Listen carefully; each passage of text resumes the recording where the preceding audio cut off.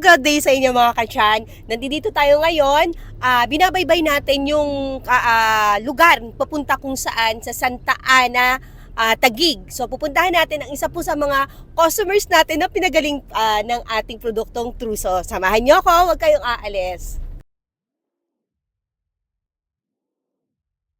So yan po tayo, magandang araw po. So ako po pala si Janet po, distributor po ng Truso. So ngayon tayo, pwede po ba tayo magpakilala po sa mga nanonood, mga viewers natin? Opo, pwede po. Ako po si Denny Lisari na taga Santa Ana, Taguig City. Ako po ay 77 years old na po. Ang akin po masasabi ko sa interview ko sa akin, sa po nung ako'y matagal na pong gustong bumili ng troso. Kaya lang sa paldas wala akong perang dahil natataas ako.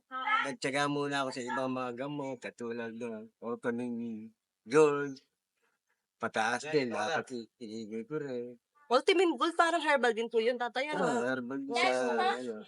Kaya ang ginawa ko, kaya nakausap ako sa mga anak ko, kung bakit pa isa-isa, bibigay ko ng ano. Kaya, for me, bumili ko ng isa, tinesting ko. Ayun o, sa lang makainom ako, nung makaubos ako yung mga, siguro ano na ako, bumili ko, 20 sakit yun eh. Ngayon, nung ano, nakalimang araw na ako, medyo yung sakit ko sigmura ako, tumalanda lang na Sa anong gamot po yun, tay? diyan sa troso. Sa Troso. Yan ang nabili ko noon. So, ano na yan, patagal ko na talagang bilog na bilhin. Ngayon, nung nakasampung araw na ako, ano ko, bagal na ano, yung hindi na masakit ng gaano, hanggang sa nagpakuha uli ako ng isa, hindi ko kasi kayang ano, yung dalawa, dahil may libre sa akin hihinayang nga ako, pero ang parents ako, umuuli ako sa ngayon, naubos ko na uli yung isa, gano'n pa rin na talagang yung katulad na nagiging ano lang karamdaman ng tiyan ko. Kaya ngayon yung bagong bili ko yun, iniinom ko uli, wala pa rin ako na ano, tuloy-tuloy pa rin ang ano ng aking tiyan. Kaya ano po, Sigtroso, baka talagang magaling sa ulcer, sa sakit ng tiyan. Yun lang po ang masasabi ko kahit dito sa Troso. So tay, tanong ko lang, dati nung hindi pa po tayo nagti-take ng produkto na Truso, ano po ba yung mga nararamdaman niyo? Yun nga yung sumasakit ang tiyan ko, yung nahangin, tapos paano yung utak ko, gano'n. At saka yung minsan, yung digay ako ng digay, yung maas yung ano, yung daan ko, at sumura. Nasa ulcer na yata ito, o kasi hindi ko maano, talaga eh. Sabi ko, baka naman sa bagay, minsan inubo ko eh.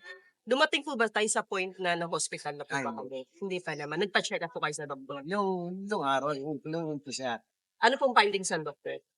yun nga, ulcer nga ito. Nakakaligay sa akin mo, yung, ano, Omeprazole. yun. Ano pa yun, yung brandy. Yun na, ang halaga na hindi kumain. Seta ata ko uli, yung 10 milligram pala na ibigay sa akin na eh. Namamahalan ako, hindi ko ano, sa ano ako napunta, kay Guillermo. Inumo ko taon, bago nung kumain, makain ko to. Sa narinig ko sa mga propaganda ni Pastor ko nga, tsaka yung sa iba, ito nga gusto, yung tsaka pinalist, may side effect sa mga kalainin niya sigmura Tama na. po. Kaya tinigil ko. Dito ako nagano na sakto. So yun tay, mga ilang days po ninyong na-try si Truso bago po kayo talagang naramdaman yun na okay si Truso, na nawala yung mga Sa nararamdaman isang niyo pa lang. sa kahon pa lang. Oo, dahil nakita ko, hindi nag-ano akong malit na bata. Hindi ako tatlo yan madalas sinahangin.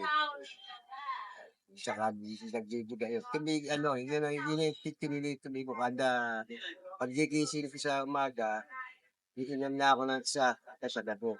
Ako ba? So, opo. So, Kaya yun. ngayon, nakaka-touch na ako. So, kumusta kayo ngayon, Tay? Ganyan, wala ako na ano ko. Bet ko, chika rin din siyang gaya ko lang eh. Maaari sa pagkain ko na yun. Kung ayaw pagpagalit ko. Pagkain, o kaya sa mga ano, yung mga ibang nakakain mo, iinom mo, gano'n. Kaya, dito yun lang ang nararamdaman ko. Kaya itutuloy ko pa rin itutuloy hanggang hindi ko napainom natin. Buti dito kapag tutuloy ko na. Opo, Tay. Kasi ganito po kasi, Tay, si Truso kasi, yun po, meron talaga tayong pinaka-bracket talaga na pagti-treatment. So, sa loob po ng 3 to 6 months, talagang fully recovery na po yung tiyan ninyo doon. Kaya continuous lang. So, yun, Tay, last na lang po, ano po yung ma-share natin sa mga dumadanas po ng kagaya po natin dati? Ano po yung maibibigay ninyong advice sa kanila na pwedeng gamitin po or pwedeng inumin po ng mga herbal or mga gamot po? Patas? Oo, ano lang po yung maano niyo sa kanila, masasabi? Sa akin po, sa mga kababaryo ko o mga kababayan ko na nagkakameron ng depresya sa sikmura o sinasabing ulcer, sakit ng tiyan, kung ano man nararamdaman niyo, habang ano, aking maibibigay sa inyo payo, gumamit kayo ng troso. Kapag troso, ipapamukhang ko na. Ito po lang, pangatlo ko palang ginagamit 'to, pangsakit po sa akin sa troso, na nawawalan po. Kaya, ang maibibigay ko sa inyo, para matulungan niyo yung sarili, gumamit po kayo ng troso. At kung kayo bibili po doon sa talagang ano, yung talagang legit na makukuha nyo kasi marami na tayong fake news. Yun lang po masasabi ko at maraming salamat. Ayan, thank you so much po, Tatay. Maraming salamat po. Thank you.